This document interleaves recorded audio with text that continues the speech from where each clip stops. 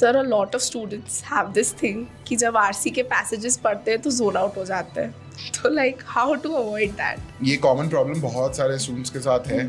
वो zone out हो जाते हैं। क्या ये इंटरेस्ट की वजह से भी होता है कि इंटरेस्ट सर्टेन भी टॉपिक्स होता है एंड साथ साथ ये भी होता है कि उनकी प्रायोरिटी अभी वो नहीं है।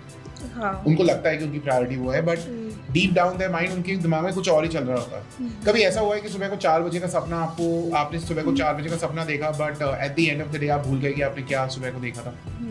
कुछ पार्ट्स तो या है। तो स्टूडेंट्स भी जोन आउट जो है वो इसीलिए हो रहा है क्योंकि उनके दिमाग में कुछ चल रहा है, but they are not able to identify कि उनके दिमाग में क्या चल रहा है। Hence they always say कि कैट उनका प्रायोरिटी है, लेकिन वो प्रायोरिटाइज उसको कर नहीं पा रहे। So sometimes it may be because आप बार-बार लिंक स्टैब्लिश नहीं कर पा रहे इसलिए जोन आउट हो रहे हो। कभी कभार ऐसा होता है कि आप किसी और चीज के बारे में ही सोच रहे हो एंड पढ़ते पढ़ते ध्यान सीधा वहां पे चला जाता है। सो ऐसा क्यों हो रहा है?